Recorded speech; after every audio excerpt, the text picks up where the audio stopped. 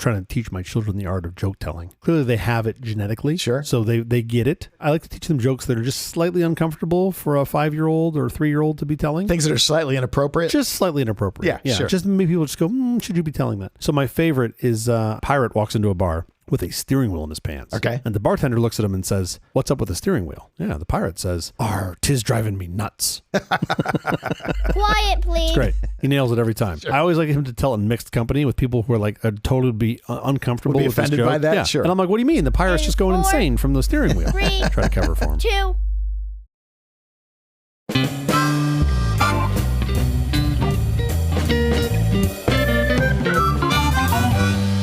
The Awful Company presents a truly terrible podcast. Welcome to Nonsense Season 2, Episode 5. I'm Jeff Parker. I'm Stiddle. This is our take on the week's business, tech, and entertainment headlines. This time, we'll look at where it's at. Clap your hands, bottles and cans. It's a Beck song. Probably not. It's National Dark Chocolate Day. Do you like dark chocolate? I do like dark chocolate. As I've gotten older, my like for dark chocolate has only increased. It's very divisive. People either like dark chocolate or they don't. Sure. People who like milk chocolate, they think we're the devil. Sure. And they may not be wrong. Oh, no, they're wrong. If you want milk, have a glass of milk. That's fine. 100%. And if you want like sugar mixed in with your chocolate so that it's, do that. Absolutely. Don't put it in my chocolate. Yeah. There are a few things in life that I want more pure than my chocolate. It's just my chocolate and my cocaine. I prefer not have cut with anything in it. It's also National Freedom Day, honoring the signing by Abraham Lincoln of a joint House and Senate resolution that later became the 13th Amendment to the U.S. Constitution. President Lincoln signed it on February 1st, 1865. It was not ratified by the states, however, until December 18th, 1865. It reads, neither slavery nor involuntary servitude, except as a punishment for crime whereof the parties shall have been duly convicted, shall exist within the United States or any place subject to their jurisdiction. I'm just curious, what were they debating for the 10 months until they got around to signing this thing? Which part of it were they concerned about? It just breaks my heart that anyone ever had this as a question in their mind, whether or not this should be. It was like there was one of those excellent Borat episodes where he got the guy in the South to explain slavery to him, and he was like, it's good that they don't have it anymore for them. For them. He literally gets the guy to say it, and it's like, dude, what part of empathy is lost on you when you go, I think we should probably get rid of slavery? No. And what part of you just got really lucky you weren't born into this exactly. race that happened to be the slaves at that moment? That's just insane. How crazy are you? Yeah. My head's going to explode. How's your week going? So I just want to make sure I understand this. We talk about slavery, and then you ask me how my week's going. How's your week going? I hope your week's going well. Usually my view is when we get to this part, I then have to think about like, oh, fuck, well, slavery. But now I just go, well, at least I'm not a slave, I guess. Is that what you want me to do? Where I'm in a better, At least you're not living in a country that allows and has in its constitution allowance for slavery. Well, no, fortunately, we've taken that part out. However, I do feel like a slave, and a slave to Apple specifically. Yeah. Because I finally gave in and bought some Apple silicone this week. You bought an M3. I didn't. I bought an M2, actually. I bought an M2 Why an Max. M2? Tell me why an M2. Because I wanted a studio. I wanted a desktop machine. They don't have M3s in those. And from what I've come to understand, the M3 is mainly a energy and performance improvement. It came quick. It came very quick on the heels of the M2. But it doesn't perform. I think the M2 Max outperforms the M3 in many situations, but I didn't get deep into it. All I know. But it sucks more power, right? No, it sucks less power. The M3. Oh, yeah. Really? Sorry. The M2 sucks more power. The M3. Yes. Yeah, the M3 right. is more power efficient. That was the fix. Yeah. And the studio is only like 8 months old, so hopefully I'm not too bad in mid-cycle, yada, yada, yada. Mm-hmm. But the real reason I bought it, because I didn't want to, is that if you want to run the Vision OS emulator for the upcoming Vision Pro, right. It does not run on an Intel chip. So you have to have Apple Silicon. So it means you have to give the Apple overlords more of your money. Well, that's how it works. If you're in the Apple world, they want your entire bank account. But it does have very many cores. So I have a lot of cores. How many cores? That's exciting. That's something I can get behind. Yeah, it's like 12 CPU cores and I think 38 GPU cores and then like 16 neural cores. It's a lot of cores. That doesn't seem like a lot of cores to me, but man, that's great. Well, the big one's like 24 and 96, like 24 CPU cores. Now you're talking my language. Now it's you've a lot got of my cores. attention. I don't need that many cores. Oh, you do. Once you have them, you'll never go back. Nah, I want LMs on them and I do want to get a bigger one, but now's not the time. I'll wait for the refresh and buy at the start of the cycle. But man, the thing that I don't only buy a new Mac every 3-4 years is just the premium and markup they make on memory and storage. Holy shit. It's such a gouge. It's an absolute gouge. And it's like, well, you can get pretty good NVMe drives with TB4, Thunderbolt 4 enclosures for a fraction of the price. You're using standard Samsung memory. You're just soldering it to the board so that your boards can't be upgraded. It's the same memory everybody's using. Look, you're soldering to the board because you can make it smaller and the packaging and you get a little more throughput. It's not smaller. It's the same size. It's literally the same chip. Faster. It's literally the exact same chip. It's not faster either. It's the same chip. Look, do you want Apple to have a sphere building or not? This is why you just have to get used to it. You have to give them all your money. You have to give them all of your money. So yeah, so there's some new Apple goodies coming my way. How about you? What I'm happy that you're getting some new goodies, and no, you're not. You want me to have Arch Linux on everything. I'm chortling a little bit of how much you just spent for something you could have spent a whole lot less for. Oh no! You don't spend all that. No, it's a 30-year mortgage. Yes, you have it over time. You don't just send them. I don't have like 3 gold Cougarons to send them. No. Sure. You finesse this over time. You have to wire them the money because the amount is so large. Yeah, exactly. You get a credit card. No. Credit cards can't do that. But the paperwork's done. The device is in escrow. I hope I have it in the next probably 30 days. It'll be great. Yeah, it's insane. It's absolutely fucking insane. I sent a screenshot of this to one of our mutual friends, and I just titled it "Goodbye Money." This is what I sent the screenshot of the order to. But I will say there is, because I've done this many times, there is a very large premium that you can put on developing for a machine that very few people are developing for yet. People will develop for it eventually. Exactly. Because you're early, you'll get this huge advantage in sales. I think that's great. I totally get the business case for that. Would require me to sell something. I'm more interested in building things for my barbecue smoker. Oh. You're going to make personal devices? I think so. I don't know. I can't be sure. Okay. In this case, I might say then you've overpaid. I've jumped to step 6, which is the profit step. The stuff in the middle I can't be bothered with the details. Oh, sure. That's an employee problem, not a leader problem. So I've got a bunch more overpriced silicone coming my way. How about you? How was your week, Ben? The only thing I'm interested about my week is this atmospheric river that we're having. We were supposed to get an inch of rain just last night. An inch of rain, which in Southern California, for parts of the world, you think an inch of rain. You're in Kauai, you get an inch of rain every 5 minutes. Sure, who cares? Sure. It's the most rained on place on the face of the earth. In Los Angeles, an inch of rain is a lot of rain. So did you build an ark? I'm thinking about building an ark. I slept through most of it. Do you sleep well when it rains? I do. I actually really enjoy the sound of the rain. It's magical. What is the deal with the sound of rain? It just is great. Everything about it. Is that evolutionary? Have we just learned that when it rains, you can't do anything else? You might as well sleep. You can't go out and hunt or gather. Those manufactured sound of raindrops doesn't do it for me.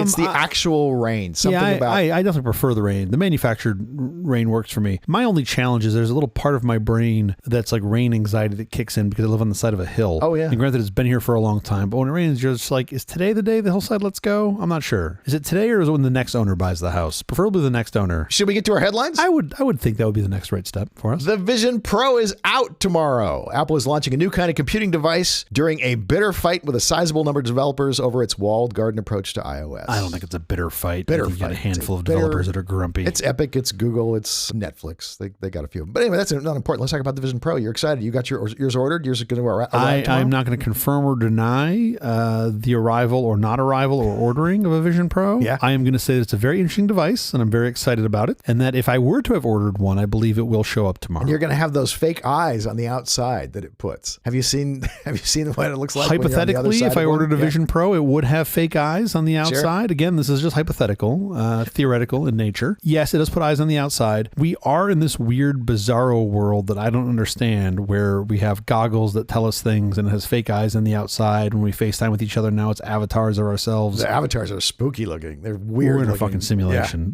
Yeah, but they're only going to get better. I mean, of course they're going to continue to get better.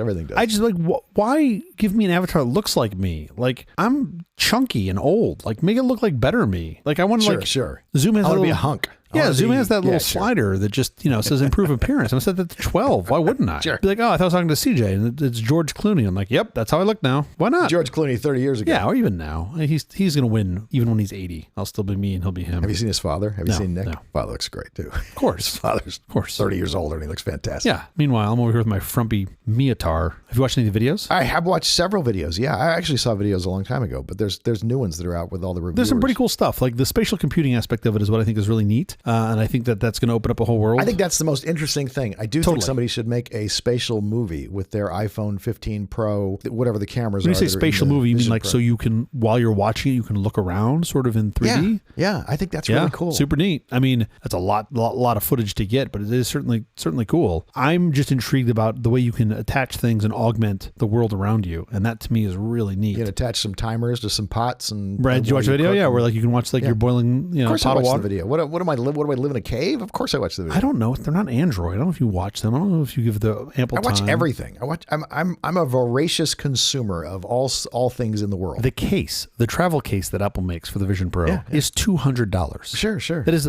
literally half the price of a MetaQuest 3 for just the case. Right. Get over it. It's Apple. You're going to way overpay. Like, this is peak Apple insanity. Oh, by the way, the case is bright white because, that's going to age well. Of course it is, because nothing stays clean better than something that's white. Just bright white. It looks great on the day you buy it. Sure. And then every day thereafter, it looks like some scuffed up piece of shit. There is a theoretical gambling pool going amongst my friends that are also ordering Vision Pros over how many days mine will last until my children break it. And I suggested that the over-under would be February 4th, and most everybody else has said it would be February 2nd. And I was like, but the kids are in school for half the day. They're like, February 2nd. Because you got a half a day, February 2nd. I'm in on the February 2nd. Yeah, that's pretty much what everybody thinks. By the way, thinks. why they didn't make that cord, so it's just a standard USB-C cord. So if you break the cord, you just plug something else in. Or you can plug in some other battery, any other USB-C battery that's got the capacity for it. Well, there's two answers to this. There's the reality answer, which I think is they didn't want some plug sticking out of the side of your head sideways, so it's got some little 90-degree-ish connector thing on it. I don't mean that part. I mean the part that connects to the battery. Oh,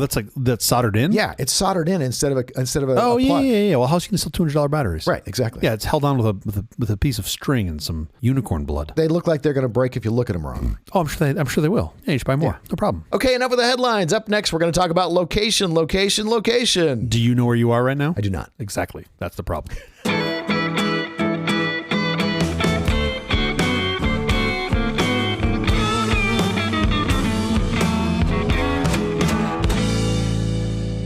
Do you know where we are right now? See, I'm not sure what you mean by the question, but I think we're all over the planet. I mean, anybody can play this back anywhere. That's not true. That's the fun of podcasting. I'm pretty sure the folks in North Korea and probably China can't get this. I think that there are... Okay, there might be some limitations. A handful of places. But in Norway, we're quite popular. Yes, we're huge in Norway. No, here's what I want to talk about: where we are, how we know where we are, and how geographically we know, where we are. Geographically, yes. Geographically, we're in my backyard. Yes, of course. At my blue table. But how did we get here? How do we know how to get here? That's kind you of the drove bigger over. question. You brought donuts. I did, and they're delicious, by the way. Okay, I'm kind of fascinated with some things that have advanced most recently with navigation and describing locations specifically on the planet. So I think it's kind of cool. You're talking about modern ways we know where we are, like GPS?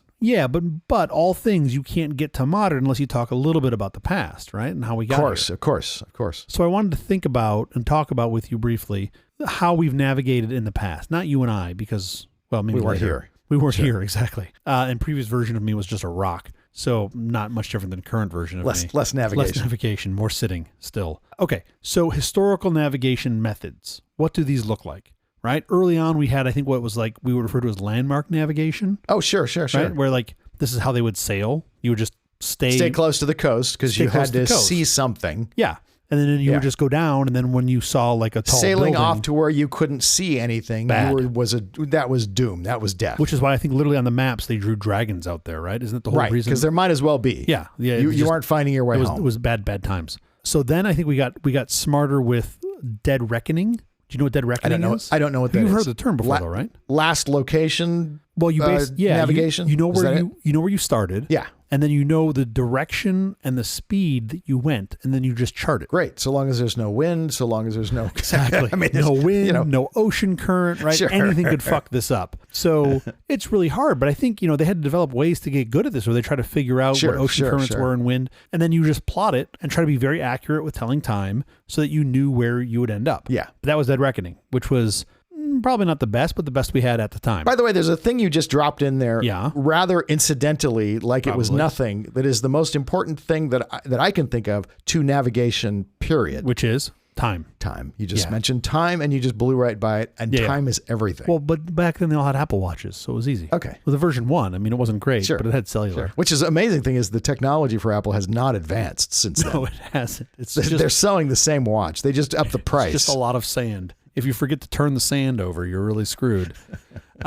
That's something I think we should talk more about in a future episode, is the telling of time and tracking of time, because I do think that is super interesting. Yeah. Oh, yeah. So you've got Dead Reckoning, you've got landmark navigation. Yeah. And I believe the next step then was using stars. Celestial navigation. I'm sure. Of course. Because now it's like an upgrade from Dead Reckoning, because now you've got some sort of relative positioning system. Also that require time. I mean, time is, Totally. you basically can't use stars unless you know what time it is, when it is in the year, when it is in the evening. And you needed what was it thing called, a sextant? I think you needed a sextant in order to because that would tell you the angle of the star to where you were, and then you could chart based on where you knew the constellations are. Obviously, the constellations don't move relative to each other. You could chart, well, at least not very quickly. You could chart where you were based on the position of those things. But what's interesting about that, and you've been to the Southern Hemisphere before, right? I have. It's all different. Well, sure. Of course it's all different. It has to be. Well, no, I don't know how the disc works. I remember my first time going to the Southern Hemisphere, and I could not figure out what was off. Something was just off, and I didn't know what it was. And then it took me like a day to just kind of look up and be like, oh, I don't recognize anything above me. Sure. Which prior to that, right, you just take that for granted. You've always seen the same view of the universe. Yeah. A great song, When You See the Southern Cross for the First Time. That's a song? If I could sing, I would sing it for you, but I can't. We develop the sort of understanding of constellations. I think from a little bit of research I've done on this, I think it was the ancient Minoans who lived in the Mediterranean island of Crete from about 3000 to 1100 BCE. Literally Cretans. They left records of using the stars to navigate. Okay. That's not that long ago. It's long ago, but not that long ago, like 5,000-ish years. And not so cretinous, kind of smart. Pretty smart. But again, you had to know the different constellations, and you had to know these distances, but they started to develop that over time. They needed that sextant, as I had mentioned. You also needed an accurate clock and an almanac so that you knew the positions of the celestial bodies over time, because that shit all changes, right? As you move through the year. What time of year is it? Yes. Now, my understanding is back then, I don't know this, I'm not a scholar on the Cretan. My understanding is it made it very difficult to get your DoorDash delivered to the correct house. I think that would... It would, because you try to describe. Even with GPS, which gives me, measurement down to like a meter, they can't get the right order to my house. But imagine when you're describing that you are 12 degrees and 8 minutes south by southwest of the Big Dipper. And then the guy's like, what? Just bring me my fucking egg rolls already. Interesting, by the way, when I was looking at some of this celestial navigation, NASA and other space agencies continue to use sophisticated celestial navigation for many of their missions outside of the Earth's atmosphere. What choice do they have? Right, exactly. Like GPS the don't work so satellite's good. buzzing around the Earth, but if you're leaving that territory, you're done. The astronauts and engineers of the Apollo program, they use celestial navigation to chart their way to the moon and back, which is pretty cool. Hopefully engineers did that ahead of time before they were even, flying. You don't think they thought about it once they got up there? Yeah, I don't think you want that flight path being calculated on the fly. Houston, do we turn left at Houston? Where do we turn? I don't understand. Just hurling around the planet. The Mars exploration rover used celestial navigation, and then you may recall, a couple of years ago now, almost exactly 2 years ago, the fine guidance sensor in February of 2022 of the James Webb Space Telescope. Sure. When it was traveling to Lagrange 2, it had to lock on to a specific guide star. Right, it has to. In tracking mode to deploy its hexagonal segments. That's part of There's no GPS satellite out there to help. Well, there is. It just doesn't work very well. It just says error, no signal. And then it just keeps hauling ass out to LG2 or Lagrange 2. So we had stars. And then after stars, what do you think came after stars? What would be next? You would think historically after stars. I think we went right to GPS. Straight to GPS. We went straight. We skipped everything else. Straight to GPS. No, we used stars right up until like the mid 90s, and then GPS. Yeah, totally. Compasses. Compasses came after sextants. Oh yeah, that's amazing. Sure. I had no idea. Compasses were about 1100 CE, give or take. Yeah, which is still only relative to the Earth, obviously, magnetic pole. Sure. But that wasn't until like 1100s-ish CE. So those haven't been around that long, compasses. Wow, that's impressive. For some reason, I thought that would have come earlier. When? I mean, good point. In the Iron Age. Right as soon as we had the Iron Age, we could make axes, and we could also make compasses. The first three things off the line were axes, compasses, and then early iPods. Those are the first three things off the line. Knife blades and compasses. What are you doing with the shavings from the knife blade? Oh, you'll see. I'll make this thing called a compass. And not too far off from the reality. Then you've got something more recent-ish where you have, and this is sort of like, I put this underneath the category of piloting at large. You've got radio navigation, which is very much like celestial navigation, but instead of using stars, you're using radio waves that have been broadcast from known beacons. Signals at a known known location. Yep. And you can tune a navigator later can tune into a radio station, use an antenna, find the direction, Yeah. and sort of figure out where they are, right? They can triangulate their position. We had those for planes up until not that many years ago. Yeah. What else? Because what else did you have? Every runway was using those so that you could navigate your way in. And I believe in most cases, I think those are still on. I think for smaller aircraft, they still can use that as really? a backup. I think so. For like super old aircraft, maybe. Well, yeah. also interesting. I would think as they would break down, they would stop repairing them because fewer and fewer people would be using them. Technically, radar is a type of radio navigation. Do you know what radar stands for? No. Radio detection and ranging. Okay. Which I mean, makes basically, sense. you're throwing energy out and looking at the bounce. Look at what comes back. Yeah. And that was an option for navigation. So you had this up until like the 70s when you deployed GPS. So GPS is a system that was funded and controlled by the U.S. government's Department of Defense. And technically now anybody with a GPS receiver can use it. But it was deployed between like 1978 and 1985, initially with 11 satellites. I don't remember any use or being able to use it until the mid-late 90s. That's right, because they kept it encrypted. They kept it secure. So they now have I think 24 satellites in orbit around the Earth. GPS? No. And the only reason I know this is no. because I flew drones and some of the drones I flew were controlled by GPS. Yeah. There are 32. I think 24 are the active ones and the other ones are spares in case something happens to one of the 24. So they've got 24 plus an N of a half, N of a third. Yeah. You had GPS come up around 1978, give or take, but it was only really for U.S. military use. It's basically radio navigation, right? Do you know what caused us to move from just military use to commercial use? I'm going to guess here that it was the dating game. You'd think it was the dating game. No, it was actually a commercial airplane that went into Russian airspace that the Russians shot down, and they didn't realize they. Do you remember this? This happened, and Reagan is the one who said, "Okay, we're making this open to commercial." I don't remember it, but I've heard the story. That's right, and I think that'd be actually a really interesting segment. We should certainly talk about that because it has all the things we like, tech and aviation. It's how we got open GPS. You get some Musk in there as well. That sort of brings us, GPS, which is just radio navigation, effectively. Yes, right. You've got a fixed point in geosynchronous orbit. You've got a bunch of them, 24 to 32. Oh, they're not geosynchronous orbit. No, they're whizzing around like they're 100% geosynchronous orbit. They are circling the Earth really, really fast. All 24. Negative. They are your fixed point of reference. There's no way you could do the fucking math if they were moving. Oh no, we actually track where they're supposed to be because we have to track an offset of where they are. Well, yeah, but they're not. You get transmitted an update of where all the satellites are, and because they do drift slightly, and so you get updated. Your GPS is constantly getting updated with the new position for where this satellite is. Maybe it's got a little bit of drift, but they are in geosynchronous orbit. You're talking about drift of like, I gotta estimate that it's in like hundreds of feet or thousands of feet. And the clocks drift a lot. That's even crazier. The clock shouldn't. The clock should stay pretty synced. It's an atomic clock and it drifts every day. Literally enough that you would be off by more than half a foot every day, which would accumulate very quickly. But your GPS keeps getting updated with all of that drift information. Better get this fucking right.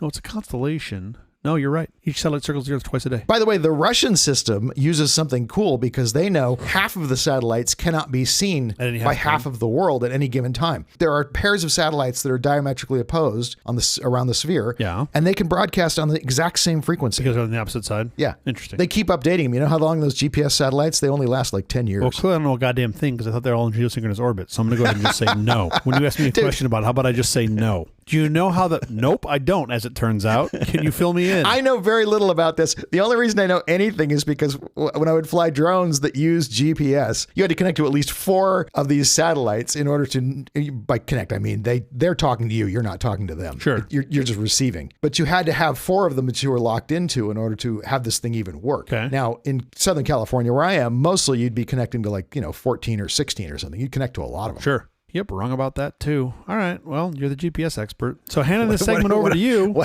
What else are you wrong about? I'm sorry, I missed something. Just all of it. Just everything I've said about GPS. I thought it stood for Good Positioning Satellite. Doesn't even stand for that. Turns out it's I like the name. I like that name. Good Position Synchronous. No, for me, it stands for the Global Public Square, Fareed Zakaria's show on CNN. All right, I clearly need to learn more about these. I have no idea where I was in this segment. I'm so sorry. No, the only reason I know anything about it is because I would fly drones that had GPS, and now I think all the drones are required because you have to constantly broadcasting position. Totally. So as I was saying, these GPS satellites are constantly going around the Earth, just no end, and it works a lot like radio navigation, where the GPS device is receiving a signal from the satellites and it calculates its position based on the time it takes for the signal to transmit and relative to the exact position of the satellites. Right? I mean, it's just like radio. I can even explain that because I had to explain this to my kid. Do you want an explanation? Yes, please. Picture my Aunt Mildred sends me a letter every day, and she dates the letter letter before she sends it. Okay. It's a magical post office that no matter where I am in the world, the letter finds me. Okay. But it takes every 100 miles away I am from the post office, it takes an additional day. Takes an extra day. To get to me. So I know how far away from Aunt Mildred's post office I am. Yep. Based upon the difference between the date of Aunt Mildred's letter and when I receive 100 it. miles doesn't sound like a magical post office. It sounds like our post office. Okay. They had a day. So basically, if I have two post office, Uncle Fred sends me a letter every day too. Okay. And it finds me. Okay. I can now have 2 points where potentially I am in the world. Yes. It's like a Venn diagram. There's 2 points where those circles intersect. Totally. Right. With 1 day granularity. Right. Obviously, those things are coming out much faster. The GPS is spitting out the time 1,000 times a second. Aunt Mildred is a prolific writer. So that's basically what's happening. But it requires 4 of them because you're in 3D. If we want to go X, Y, and Z, you now need 4 satellites blasting at you. That's why I like to wear a Faraday cage around my car at all times. Always. I never know where I am. I'm so sorry. Let's make it a discussion, they said. What happens when it's a discussion? Turns out I'm wrong about everything. So as I was saying, you get little stone tablets that come down from the GPS that you then have to read. The GPS tracks everybody and just tells you where you are at any given time. So then I was like, okay, what's interesting to me about this, especially, is car navigation. You got a lot of cars on the planet, people navigating, and how much that's changed. Yeah. So I did a little bit of digging, not a lot, a little bit of digging into this, and I think you're going to love this. When do you think the earliest car navigation was? Like relative car, let's say the car started in 1900, give or take. When do you think the earliest car navigation was up to 2025? 125 years. Shortly after that, there was what you call dead reckoning navigations in cars, right? Is that was that the thing that exists? Well, yeah. Jeff is 10 for 10 this episode, and I'm just a fucking toolbox, so that's fine. Am I wrong? No, I'm you're not not wrong. This up, you're not wrong. No, you're not wrong. I did not know this, and you would think me being the self-proclaimed car guy would have known this. One of the earliest navigation systems was from the 30s. Oh, sure. Right, and it was called the I think I'm pronouncing this correctly. The ITAR Avto was attached to your dashboard, and if you wanted to update your route, forget about the cloud. All your options were in your glove box. It used rolled paper maps, right? And you would insert them into the device, set your current position, and then it would just connect to the speedometer. And based on how far you had driven, it would progress the map. The map, and of course, it would get off because you were never going quite. But still, in the 30s, that's pretty. fucking no, that's cool. remarkable. It's remarkable. There are also cool. like 8 roads. You just had to have like New York, right? Chicago, Detroit, and LA, and that was it. You had all the maps. Probably not even LA. The GPS has no maps. The GPS just tells you where you are on the globe. Your X, Y, and Z. You have to connect that to a map. Of course, this system, very primitive, didn't do any routing. You still had to do that in your head. Oh, sure. I would be remiss to not take a quick second and mention one of my favorite things in the world of ever, all time, here now, which is what? You used to have one in your backseat in your car, I can almost promise. Thomas Guide. Thomas Guide, right? Yeah, oh, sure. Love Thomas Guide. I was a big fan. I still am. I mean, pretty much anybody over 40 years old that lived in California at any point, especially Southern California. Among my favorite things about the Thomas Guide was there were bogus streets in it. Oh, do they do that? So they throw people off? So well, not to throw people off, but to throw people off who were copying their maps. That's how they copyrighted their map. They knew what was theirs and what wasn't. They put little streets in there that didn't really exist. And they could find it and be like, we know that there is no Adelaide on this page. Oh, that's pretty funny. That makes perfect sense. Okay, so the Thomas Brothers, for people that have no fucking idea what we're talking about, the Thomas Brothers maps, which were the publishers of the Thomas Guide, previously known as the Popular Street Atlas, the Street Guide. Big fat book of maps. Do you know when it was started and where? I'll be very impressed if you know this. Not a clue. Take a guess. San Francisco is the first one I know about. And what year? Ish. Absolutely no clue. So before I was born. I assumed it's pretty close. I assumed it was started in Southern California. I was wrong. It was started in Oakland, California. So +1 to you. Okay. Right about the year you were born, 1915. Oh wow, fantastic! Yeah, I was about 10 then. Yeah. Started in 1915 by cartographer George Copeland Thomas and his 2 brothers. Hence the name. Hence Thomas Brothers. Sure. Thomas Brothers. Right. Early publications were detailed block maps, bird eye view of communities, road and highway maps that would be generally referred as generalized tourist maps. They also produced redlining maps of L.A., Sacramento, San Francisco, San Jose, and the East Bay for the U.S. government-sponsored Home Owners Loan Corporation in the 1930s. Well, that's interesting. When I lived in California as a kid, I remember acting as a navigator when either of my parents were driving around, and I have extremely fond memories of, quote, working the Thomas Guide while my dad and I were like exploring different parts of California. And I loved that thing. I loved like index. Yeah, sure. Going to like page 73, A6, and trying to figure out the fuck you were. Now, of course, when I moved back to California as a slightly older kid, the first thing I bought for my first car was a set of Thomas Thomas guides for like all the counties that I ever find myself in. And it was great because much like now where you've got, Google Maps just save you, I knew I always had these Thomas guides for, the 3 most popular counties. You were never lost. You were never lost. If you were in the territory of the Thomas guide, you were never lost. So I would just drive around Los Angeles. And literally, I didn't know anybody here. 2 a.m, just driving around, and I'd end up somewhere and be like, where the fuck am I? How do I get home? Yeah. Thomas guide. And you would just figure it out and you could get back. No problem. Yeah, it was great. I still think I have the best knowledge of streets in Los Angeles because of doing that. Just like randomly driving around, figuring out where you would go. So in 1966, General Motors Research was working on a non-satellite based navigation assistance system called DAIR, Driver Aid Information and Routing. Okay. After initial tests, GM found that it was not a scalable or practical way to provide navigation How did assistance. that work without satellites? Don't know, but they said it was not scalable. So decades later, this sort of reappeared in what they called OnStar in 1996. So that's where its roots were 30 years previous. In 1971, there was a compact cassette-based navigation that followed predetermined routes. Instructions would be read, followed by a tone that would tell a controller to continue the cassette after the distance denoted by the tone had been reached. Wow. Didn't know that. Thought that was pretty crazy. You have that still when you go into a museum and you can have the audio tour. You're walking in between. Similarly, yeah. Totally, yeah. So the point I'm trying to make here is that these early pioneers had to be creative, right? They had to use like sensors in the car to determine relative positioning because you didn't have GPS yet. Sure. And looking at the rotation of the wheels and the position of the steering wheel, you could sort of measure distance and direction, but you're effectively doing dead reckoning still, right? Still effectively dead reckoning. Here's some other stuff I didn't know. In 1981, Honda's Electro Gyrocator was the first commercially available car navigation system. Mm-hmm. It used an internal navigation system which tracked the distance traveled, the start point, and the direction headed. It was also the first with a map display in your car in 1981. Instead of GPS, it had a gyroscope with 2 wires and a stream of helium to determine your position. Wow. Yeah, totally cheap, I'm sure. It used map overlays instead of digital maps. The dot was on a CRT that kind of showed your current location. All calculations and direction of travel were powered by a, wait for it, 16-bit computer. Sure. Now, in comparison to today's navigation solutions, it was extremely expensive. The cost was $2,700, which is like $9,000 by today's standards, right? Sure. Okay, so now you start to get into the era of digital maps. And in 1983, eTech was founded. It made an early system that used map matching to improve on dead reckoning instrumentation. The digital map information was stored on standard cassette tapes, which I still think is pretty cool and pretty crazy. Amazing. In 1990, you had the Mazda Unos Cosmo, which became the first production car with built-in GPS navigation. So much as you were saying, like you remember sort of mid-90s. Yeah. The first one was 1990. I don't remember them in 1990. I remember them in the mid-late 90s. Yeah, there was one car, one super advanced Mazda that had it. Now, this is kind of cool. This I did not know. General Motors partnered with the American Automotive Association, or as I believe our friend Jackie would call it, AAA, the Florida Department of Transportation, as well as the city of Orlando to create Travel Tech, which was short for Travel Technology. This was a computerized in-car navigation system, and they outfitted a fleet of 100 Oldsmobile Tornados. 75 of these were available for rent through Avis's Orlando International Airport. The other 25 were test-driven by local drivers. And it was a computer system installed in the trunk with a special antenna mounted on the back. It was hooked up to a video screen in the Tornado to display the navigation. And it covered about 12,000 square miles in Orlando and had listings for restaurants and AAA-approved hotels and attractions. That's so cool. To me, that was sort of like the first. What was anchoring it? What was telling you where? What was telling you where you were?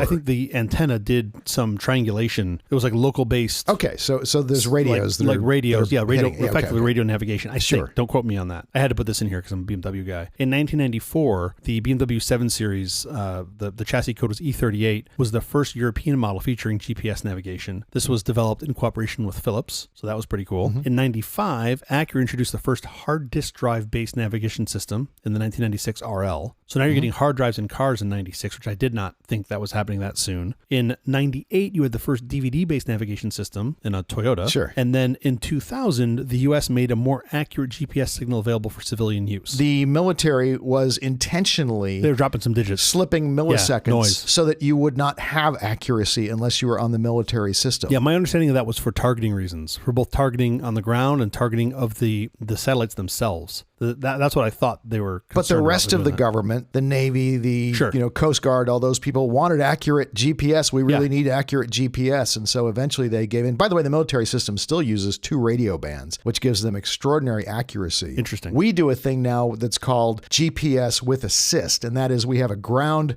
station that basically knows where it is and gets its GPS readings and says, well, according to the GPS, I'm 15 yards to the north of where I actually am. So adjust yourself by 15 yards. And if you're close enough to that ground assist, you can adjust and true up your navigation. Well, assuming people like this segment, I want to do a deeper dive in the near future, because what else is super cool is, the GPS is relative to what? Like, what is it relative to? It's relative to the ball, like the planet. You've got plates that are sliding around, and Australia is moving. I believe it's the center of the mass of the Earth. This is what I think is so cool. During this time, we saw delivery through cassette tapes, CDs, DVDs, in-dash navigation, and then ultimately now we're in a world of like over-the-air updates and cloud querying. Right, that's our world of navigation. We completely take it for granted. That's just for the maps. That's not for the GPS signal of where am I right now. Yes. I'm combining just the two, right? The maps, right. Because I'd argue that either of those by itself isn't terribly useful, but you put them together and they become super valuable. Super useful. Right? GPS tells you where you are, and then these mapping systems tell you sort of, okay,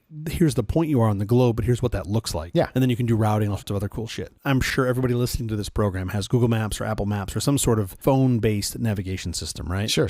Damn near every new car comes with some kind of either included navigation or a system that allows your phone to provide navigation for you. So I feel like that part of the problem has been pretty well solved. And a lot of overlays. You're getting a ton of additional information now in overlays that's really cool. Like restaurants or just traffic. Live traffic. Yeah. Super cool. And I would argue that's table stakes. Pretty much everybody has that now. Sure. There are a couple interesting holes that I did want to point out at the end of this segment for our listeners. At least a couple holes that I've identified. I'm sure you have some too. One is offline, right? You become dependent on these cloud systems. What happens when you're offline? And for those that don't know, at least with Google Maps, I download maps all the time onto my phone. So download maps on Google Maps is super easy. You can basically just drag a box in the area that you want, click a button, and it'll download the map. It holds it for some insane amount of period of time, like a half a year or something like that. Until it goes out of date, because I get notifications on mine all the time when they go out of date. Do you want to update your map? Yeah, which is great, because now if you're traveling someplace where there either isn't connectivity, or maybe you're traveling abroad and you're not going to have your data stack turned on, you can have those maps saved for you in your phone. And by the way, super cool. Your data stack is not how you're getting your GPS location. Yes. There's a GPS radio in your phone. Totally. It's not transmitting anything. It's just receiving. So your GPS can be on. It's not giving away your position to anyone. You're just listening. I'm specifically talking about the map data, right? The ground-based data, the streets and the rivers and the lakes and all that stuff. Overlanding. So I'm a huge fan of exploring the wilderness. I take my kids off trail parts of the U.S. all the time. Google Maps is pretty much useless in these places. They don't have any mapping that's off the beaten path. Well, if you took a Google phone with you, if you took an Android phone with you, you'd be adding to the mapping, because that's how it works. But it still doesn't. That's exactly how you get the map as people go there. Yeah, but I'm not telling you that this is a trail or this is something that I'm hiking. Oh, sure. And there are errors until people start figuring those things out. Yeah, but you start to see, okay, there's a bunch of Android phones and they're all going down this route. There must be something there. Sure, but by definition, the places that I'm going aren't traveled enough that even if I carried a shitty Android phone, I would ever have enough data to populate the thing, because I'm going places where I don't want to see people. So I think kind of by definition that would never happen. However, but if 7 people go there a year and not at the same time, they never see other people, but you do get the data of where they went. For 7, I think the over-under would be like hundreds before they'd actually see the data. Even with a tiny amount, they know, they're all going on the same thing. There's probably a path. Do they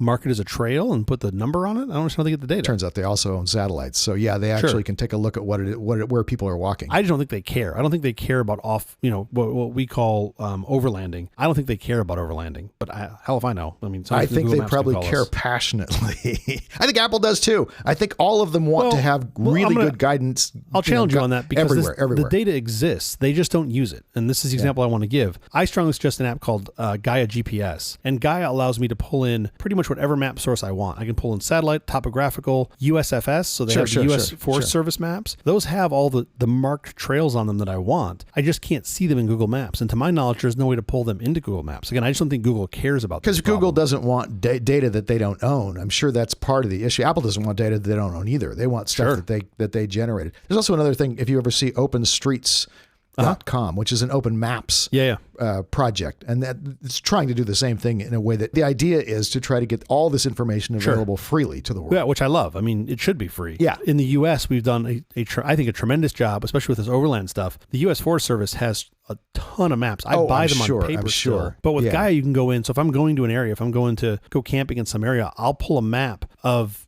something like 20 or 30 square miles of the area that I'm in. And I pull it on all the topo maps. I pull it on the satellite maps, basically anywhere that I could drive or hike in that period while we're there. Yeah. And Gaia does that for me, and it's very cheap and it's very, very good. And I can get all the forest marked trails, and they're pretty damn accurate. I found them to be pretty current and pretty accurate. So I strongly recommend Gaia GPS. But there's this other hole that I think is really more interesting and was ultimate inspiration for this segment, which is where you have overlanding or underserved holes. Basically, how do you address something in these areas, right? Like a given location. We have a pretty good numbering system here in the U.S. for buildings and retail stores and homes and whatnot. It's pretty good. But there's a lot of stuff that you just can't address. How do you address a specific location when you're overlanding somewhere, right? Like what longitude, latitude, altitude. So that's the most common one is you use lat and long. Yeah. But those are terrible systems for humans, right? They're just like 36.3894. It's just not a great system. Right. So, you got to translate them into something humans can understand better. The couple that I want to put out there, one is what we now call open location codes. This was previously the Google Plus codes. Mm-hmm. And these are, Plus codes are like street addresses for people or places that don't have one. And instead of addresses with street names and all that crap, these are based on latitude and longitude and displayed as numbers and letters. It's a pretty good system. It does have some gaps, but it's at least a start and it's open. Google did, I think they put it under an Apache license, so it is open. Apache license is very, very open. That's impressive. They do that. There's another system that I really wanted to like more, which is called What 3 Words. Have you ever heard of What 3 Words? No. These guys, I met these guys years ago, and I thought this was a great idea. I really think they fucked it up, but I'll leave that for the masses to determine. They divided the world into 3-meter squares and gave each square a unique combination of 3 words. Oh, wow. That's fascinating. Yeah. Not land. Everything. Right? They took the whole planet. No, I'm with you.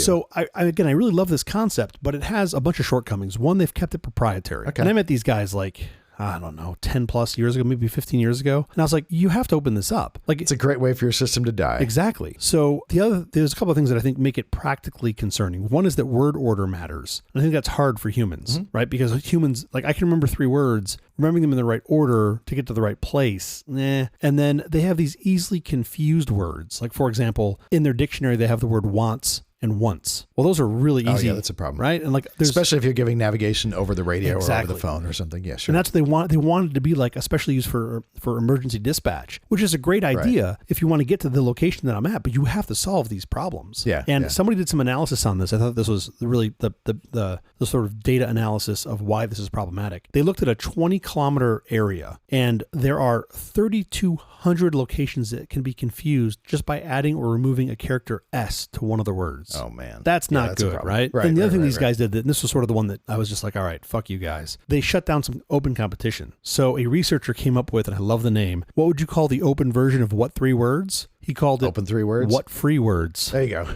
That was great. And these fuckers sent him a C and D, and they were like, no, you got to shut. Now, he didn't try to open because it sounds too similar. Yeah. Now, some people say that it was a marketing stunt by What 3 Words to get attention to it. It didn't work. I mean, no one else is using it. It was a great concept, but it has too many issues, and then you have to worry about, like, they don't use the same words in different languages. So then between languages, it sounds becomes complicated. It sounds a little complicated. So, like, on its surface, I think it's really cool. I don't think it really works. The best solution I've seen so far is called geohashing. Are you familiar with geohashing? No. So this is super cool. I'll definitely put a link to all of these in the show notes. But the geohashing offers some really neat properties like arbitrary precision, similar prefixes for nearby positions, which is something you want, right? If you're in nearby positions, you want the numbers to look similar. And this is my favorite part, the possibility of gradually removing characters from the end of the code to reduce its size and gradually lose precision. Sure. That's what happens with longitude and latitude. Exactly. But now instead of having these numbers that don't make a lot of sense, you have these shorter codes that you can just trim. And I think geohashing, at least everything that I've seen, is probably the best balance of the two. I like plus codes. I think plus codes are good for passing around known locations, but plus codes have some weird nuances to them about you have to know the metro, so the numbers can be the same within different metros, so it can get a little confusing. Yeah, but for most use cases, I think plus codes work pretty well. Certainly better than trying to remember lat long. Like, you're not going to, if you're in an emergent situation. Yeah, but I have a phone that translates Latin long and altitude into a map, and that's really I know, but how do you communicate that, right? That's what I think is interesting. How do you remember that? Like, if you want to tell somebody. I don't have to remember it. I can drop a pin. And if I want you to get that information, I can send you the pin. Your phone battery is dead. dead. You now have to message to someone. If my phone SOS. battery dies in 2024, I can't even get into the Mamba Center to watch the Laker game. I know, that's the reality. You literally have to have a live phone to get in. You're yelling at. You're trying to bribe me to take $20 cash from you to go to the grab and go to get you a fucking beer. I go to the airport and I have to have a working phone in order to get my. And now once I have a working phone and I actually talk to a human, I can get them to print out a ticket. And I always do, because I'm old and stuff does happen to phones. So give me an actual QR code printed out. Are you that guy? Are you at the United Counter being like, well, my phone, I could lose my phone between here and the gate. I need a printed ticket. Are you that guy? No, they're now? so nice now. They're so nice. They know you when you get there. They Mr. always Parker. offer you before you can even ask. Sure. They say, "Can I get you a printed QR code?" And I say, "Thank you." You know why? Because on your ticket, they print out a little picture of a walker. And that's how they know when they see the walker. It's a little tennis ball. That's how they code it. They see the tennis ball and they go, oh, fuck, here comes an old guy. Print out his ticket. Ask if he wants any magazines for I'm the sure flight. they look at my age. I'm sure I'm profiled and they say, let's give this guy an option for a printed QR code. Sir, can I interest you in any of the Air magazines? Are you interested in any, what was the catalog they used to always have? Sky Mall. Sky Mall? Sure. Somebody built an empire off I that. used to love Sky Mall. Did you ever like just fascinated about buying the submarine at the back of that thing that was like $20,000? That was the Neiman Marcus catalog. Neiman Marcus catalog. Yeah. No, his and her submarines. There have been moments where, especially when I've gotten off flights, but I've ended up in a foreign place, maybe not a foreign country, but like a different city than I live in, and my phone battery's at like 4%, and I'm trying to get an Uber, and I'm like, oh fuck, right? Like if this doesn't happen, you're really fucked. Yeah, and you get like trying to find power somewhere. Yeah. That's never a fun time. I thought this was super interesting, these different addressing mechanisms. I'm sure there are some that I'm missing and that people will yell at us in comments or in emails about what we missed. But those are very cool. That's really cool. It's super cool. The What 3 Words thing, man, I really hoped that it was going to make it, but there's just I too love many What's Free Words. Come on. Let's open source this thing. Just the pun itself, I think, is great. Yeah. I'm sure their patent's going to expire soon. They've been around for quite some time. Open source people do have usually some very clever. Usually all nerds are pretty clever, right? Like most nerds, I think, have funny names for things. I'm amazed that there are still people trying to keep ideas and things like this proprietary and not just turning them out for the good of the world and Everybody wants to make a buck. But you can make a buck. You can make a buck, by providing service. Yeah, but they don't know that, right? They think it's all got to be trade secret and kept proprietary. That's crazy. Well, it's built plenty of empires. It's a great way for your service to die. But it's killed more technology than it's made successful. That's for damn sure. 30 years ago, that was wonderful. Sure. Today, dumb. I do wonder, like with these What 3 Words guys, because I literally met them in person. They were showcasing things. It wasn't even like a year old, and it was at maybe it was CES or some mapping convention or something. I was like, this is super cool. You went to a mapping convention? Yeah. I want to hear about. I've been to some GIS conventions before. It's shameful to admit. By the way, super interesting. Sure.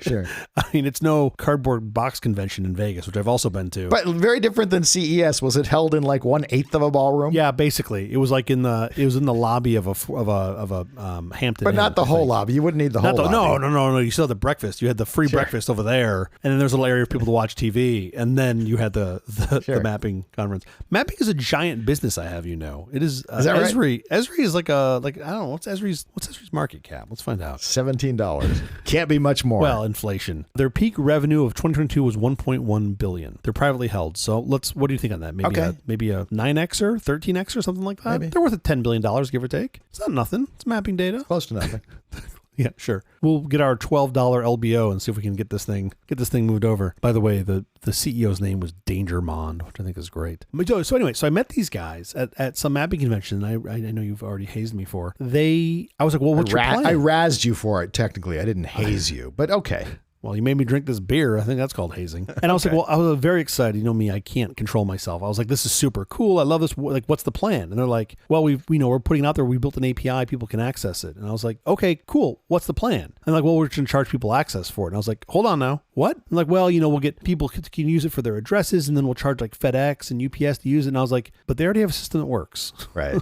In like 98% of their use cases. Yeah. And they had really neat use cases, especially for like underdeveloped nations where you could find address. I was like, this is super cool. You're never going to get traction ever doing this. Everybody has to use it and own it. And now how do you bolt onto that to make money? I don't know. Build the best goddamn tool set on top of it. Support is how you do it. Exactly. Give it away free and then charge for support. So I'd like to see a free version of this. It can't be that hard to do, but I also think you have to be thoughtful about this. You can't have words that look the same. If you're differentiating words based on plurals, that's terrible. level. Right. Like, I think word order is important. So there's a lot of things to this that are suboptimal. And that's where I think something like plus codes are really geohashing. You should look at geohashing. Geohashing is pretty cool. I'll put a link in the notes for you, for all of our nerd friends. So what's happened? We've gone from typos. Yes. What the hell did we do last week? Weather. You didn't even listen to last week's show, did you? Fuck no, I fell asleep twice recording it. Typos to weather to mapping. Like, wow. Fucking season 2, man, has really been fantastic, hasn't it? I think taxes. I think next week you should do taxes. No, next week we're doing live nude girls.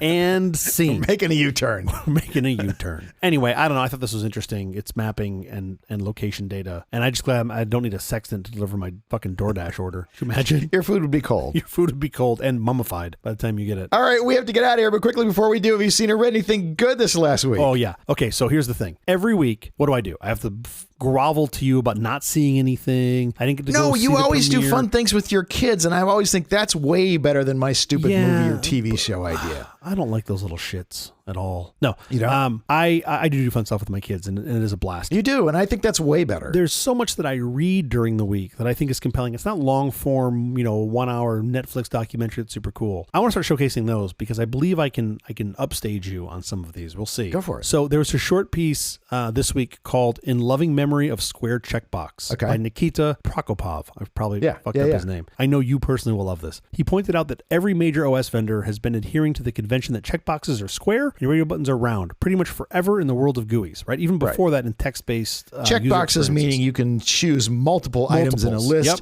Radio buttons meaning you can only choose one. You can only push one. Yeah. Then the web came and it brought with it CSS and Flash and JavaScript. And Nikki highlights that the people on the web think conventions are boring and that regular controls need to be reinvented and redesigned. Well, they help people understand things. Well, yeah. But the web was just like, fuck you, we're doing whatever we want. Okay. There aren't any norms. So the web's always been this basket case. But OSs have always been pretty consistent. Now Apple has fucked that all up this week. How did they do it? Apple will be the first major operating system vendor who has abandoned a 4 decades long tradition. Their new Vision OS, which is what powers the Apple Vision Pro, coming out later this week. Coming out tomorrow. For the first time in the history of Apple, will have round checkboxes. Wow. Fuck us, right? Anyway, his piece I think we'll figure it out. We're smart people. If you are a technologist, you should click on this link. If you only click on one link in all the show notes, click on this one because it has screenshots of like Windows going back to like 3.1 and every version in way before Windows. Way before Windows. Yeah. There's square brackets, and parentheses being used to. Yeah, sure. But what's so cool about it is just seeing how something as trivial as the checkbox has the pixels have changed over time. Like remember the 90s when everything had like 3D embossed and bezel effects and all that shit. It was garbage. Always. And you can see through that progression. It's really, really fun. So anyway, that's what I've seen. I would like you to try to beat that. Go. I'm not going to beat that at all. There are 2 movies that I have been told are really good and I haven't seen them. Yeah. Boys in the Boat, which is George Clooney's movie. And if you've seen the trailer, it looks amazing. I have not yet been able to see it. Anatomy of a Fall, which I've also heard is great. And I've heard from so many people this movie's really, really good. Yeah. I tried to go to the mall, my local mall, which is the Century City Mall. Yeah. And I was going to have lunch with a friend and potentially even see a movie. Yeah. And there were 11 parking spaces left at the mall parking lot. So, baby, malls are back, but it's too hard for me to go in and do that. So I just said, let's go to a different restaurant. Were you driving 12 cars? Why didn't you take one of the 11 spaces? What's wrong? Well, because there are 100 people going around in the circles trying to find those 11 spaces so they can park. And it would have been years before I could park. And it was just faster to say, let's go to a different restaurant. Century City Westfield, you just park behind somebody. They don't give a fuck. That's what everybody does there. No, leave your keys. But in any case, I'm recommending 2 movies that I haven't seen. I'm not even recommending them. I'm just telling you, other people have recommended these to me. They say they're quite good. Boys in the Boat and Anatomy of a Fall. You can probably by now, you can probably get them off of some sort of streamer if you're willing to pay $20 for a movie that you stream, which always seems insane, but okay. You probably can't park at Westfield Century City. It's probably still packed. But listen, folks, you heard it here. Season 2, episode 5 is the first time that I had something more interesting than Jeff, and he didn't even see the fucking thing that he's recommending. Didn't even see it. Yeah. How can you do that? I'm not. I'm just saying friends have recommended these and they say they're quite good. But that's not the question. Isn't have your friends seen or read anything good this week? I struggled with this for 52 episodes. Yeah. And now you're just like, my friend said let me tell you what I've seen, which is good. And that is if you are a retailer in the Los Angeles area, and you, by the way, your store is in the Century City Mall. What I've seen is they're selling lots of things. There's lots of foot traffic. You're doing great. By the way, if you go to the Grove, nobody's buying anything. Really? Is the Grove empty? No. They're going there to hang out on the grass in the pretty location. They're going there to go to the movies, and they're going there to go to the restaurants, which is great. You won't see anyone carrying a shopping bag. Last time I went there, No one's buying anything at the Grove. Granted, it was sometime during the pandemic, but I feel like a third of the stores were closed at the Grove. Oh, yeah, they closed because they don't move merchandise. By the way, I love the Grove. Absolutely love going there. Never buy a thing when I'm there. I do exactly what I say everyone else is doing. I go see movies, and I go have food, and I go hang out in the beautiful, and there's, like a train car you can drive around. I've never done that, but sure, it's a trolley car. And I can wander over to the farmer's market, and I can get other kinds of food. There's lots of great choices. Never buy a thing there. Century City Mall, lots of people walking around with shopping bags. I like how you said what everybody else says goes on there, including you. Oh, totally. 100%. 100%. All right. Well, I don't know if I'm going to see the boys in the boat. Wait for you to see them first, and then you tell me if they're actually good or not, and then I'll maybe go see them. Maybe in a future episode, I'll pony up the $20 to watch something on my TV. That seems a little crazy, but whatever. Yeah. And I'll let you know how they are. That is the episode. Thank you for joining us for All This Nonsense, a truly terrible podcast from The Awful Company. Visit us on the web at Nonsense Productions. I'm Stu Little. I'm Jeff Parker. If you like this program, please follow, download, subscribe, and like at Apple Podcasts, Amazon Music, AntennaPod, iHeartRadio, Spotify, our favorite, Overcast, wherever you get your podcasts from. Also, RIP Google Podcasts. RIP Google Podcasts. Or just go to podcastindex.org. They've got a whole list of apps that use the podcastindex.org database, which is amazing. Special thanks to our floor director, Maxwell Little. Wait, is that who's in there? Shouldn't you be in school? What are you doing here? Now he's here. I'm calling CPS. Well, I don't know how much time they're going to have. You probably have a long list of things you want to share with them. Give other violations? Yeah, exactly. Let's start at the top, sir. Just work through them all. All right, we'll be here every Thursday morning for more nonsense. Please join us.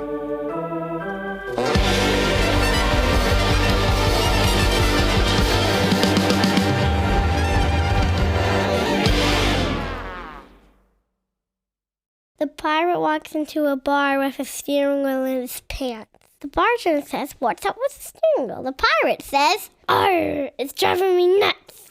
Fart, fart, fart.